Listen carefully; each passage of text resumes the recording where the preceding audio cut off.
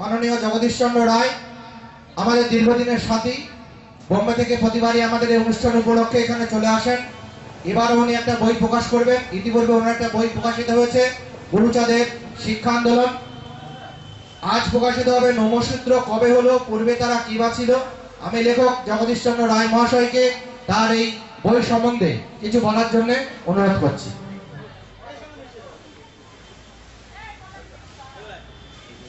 জয় হরিচাঁদ, জয় গুরুচাঁদ, জয় বাবা আম্বেদকর। মঞ্চে উপবিষ্ট গুরুজন, আমার সাথীগণ, সকলকে শ্রেণী অনুসারে শ্রদ্ধা ও ভালোবাসা জানিয়ে আমি দু কথা বলছি। নমসূত্র কবে হলো, পূর্বে তারা কিবা ছিল, যে বইটি আজ প্রকাশিত হতে চলেছে, বইটিতে আমি নমসূত্র সম্পর্কে যত ধরনের তথ্য আছে আমার জানা মতে আমি সেটা রাখতে চেষ্টা করেছি। তবে সত্যি কথা বলতে গেলে সেখানে আমার বক্তব্য খুব কম আছে। বিভিন্ন লেখকরা তারা যেসব তথ্য অনুসন্ধান করেছেন সেগুলোকে আমি শুধু জুড়েছি মাত্র। আর এই বই লেখার যে অনুপ্রেরণা আমি পেয়েছি সেটা গুরুচাঁদ চরিত থেকে। আমরা গুরুচাঁদ ঠাকুরের নাম নেই অনেকে, লীলামৃত বই আছে হরিচাঁদ ঠাকুরের এবং গুরুচাঁদ চরিত আছে গুরুচাঁদ ঠাকুর সম্পর্কে, কিন্তু আমরা তার কতটা জানি, তার ভিতরে আমরা কতটা প্রবেশ করেছি। আমি গুরুচাঁদ চরিত পড়তে গিয়ে যখন দেখলাম গুরুচাঁদ ঠাকুর অর্থাৎ কবি মহানন্দ হালদার গুরুচাঁদ ঠাকুরের মুখ দিয়ে বলাচ্ছেন যে নমসূত্র কবে হলো, পূর্বে তারা কিবা ছিল, সেই ইতিহাস বলছেন। তো সেই ইতিহাস গভীরে গেলে জানা যায় আমরা আগে কি ছিলাম, কেন পতিত হতে হয়েছিল, কারা করেছিল, সেই পতিত থেকে কিভাবে উদ্ধার হলো, এই ইতিহাসগুলো আমি তুলে ধরার চেষ্টা করেছি। আশা করি বইটা আপনাদের হাতে পৌঁছালে সে সম্বন্ধে জানতে পারবেন। যদি কোনো রকম তথ্যের বিকৃতি বা যা কিছু থাকে সেটা আমাকে জানাবেন, আমি পরবর্তীতে দেখে নেব সেটা সংযোজন করার জন্য। ধন্যবাদ।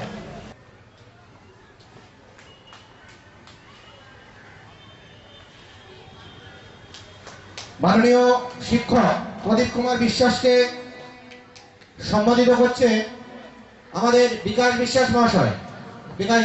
বিকাশ বিশ্বাস মহাশয়।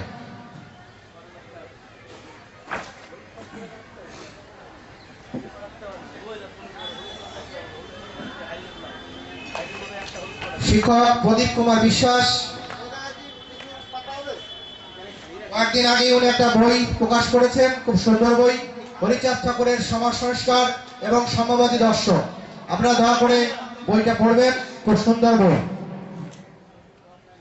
মাননীয় সুধাংশু শেখর মালাকার মহাশয় উদ্বোধন করবেন নমসূত্র কবে হলো, পূর্বে তারা কিবা ছিল, লেখক জগদীশ চন্দ্র রায়।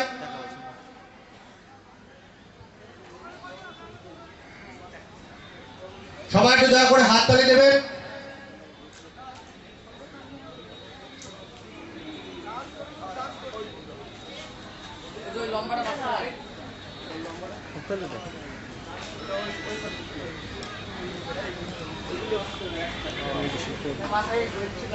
আনুষ্ঠানিকভাবে প্রকাশ হচ্ছে নমসূত্র কবে হলো, পূর্বে তারা কিবা ছিল, লেখক জগদীশ চন্দ্র রায়।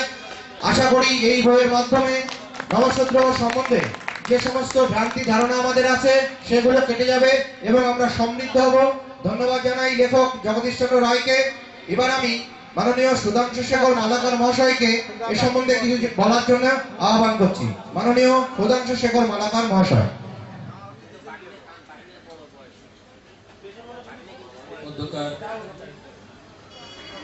এই মহতী সভা মাননীয় সভাপতি, উপস্থিত গণ্যমান্য সুধীবৃন্দ, মধ্য ভক্তবৃন্দ, সকলের চরণ আমার প্রণাম। আজ আমরা এখানে সমবেত হয়েছি একটা বিশেষ উদ্দেশ্যকে সামনে করে। আমাদের জাতীয় জাগরণের একটা বিষয় যাতে সবচেয়ে বড় ভূমিকা রেখেছিলেন শ্রী শ্রী হরিচাঁদ এবং শ্রী শ্রী গুরুচাঁদ। তার যে শিক্ষা আন্দোলন এবং সাংস্কৃতিক আন্দোলন, সমাজ উন্নয়ন, রাজনীতি কোন দিকে নাই, সব দিকেই তার সমান গতি ছিল। তার ফলেই আমরা আজ আমাদের পায়ের তলায় কিছু মাথা পেয়েছি। তিনি ধর্মীয় আবরণ রেখেছিলেন। আর একজন মহাপুরুষ ভারতের পশ্চিম প্রান্তে, তিনি বিশুদ্ধভাবে রাজনৈতিকভাবে আমাদের জাতিকে জাগাবার চেষ্টা করেছিলেন, তিনি বাবা সাহেব ডক্টর বি.আর. আম্বেদকর।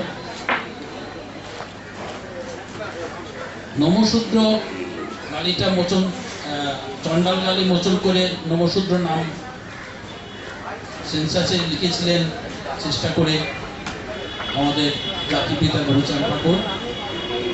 সেই নমশূদ্র জাতির ইতিহাস সম্বন্ধে নানান বিভ্রান্তি, আমরা অনেকেই জানি না কোথা থেকে কিভাবে কি হলো। সেই বিষয়টা জগদীশচন্দ্র রায় অনুসন্ধান করে, গবেষণা করে, বিভিন্ন গুণমুগ্ধ গবেষক ব্যক্তিদের সঙ্গে আলোচনা করে, তাদের বই পুস্তক সব রেফারেন্স দিয়ে এই বইটা লিখেছেন। আমি আশা করি এই বইটা আপনারা পড়লে এই বিষয়টার বিষয়ে আরও বিস্তারিত জানতে পারবেন। আমি সেই আহ্বান জানিয়ে এই বইটা প্রকাশনা ঘোষণা করছি। আপনারা অনুগ্রহ করে সম্পর্কিত ধন্যবাদ।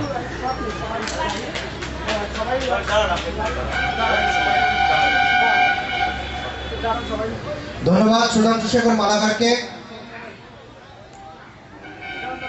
সবাইকে একটু এক জায়গায় আসার জন্য অনুরোধ করা হচ্ছে। আপনারা একটু আসুন, আমরা সবাই মিলে একটু এক ফ্রেমে বন্দী হই। সবাই দয়া করে হাত বইটা ধরবেন। আর একটা বই আছে, সেটাও কেউ কেউ ধরলে ভালো হয়। আর একটা যে বইটা আছে,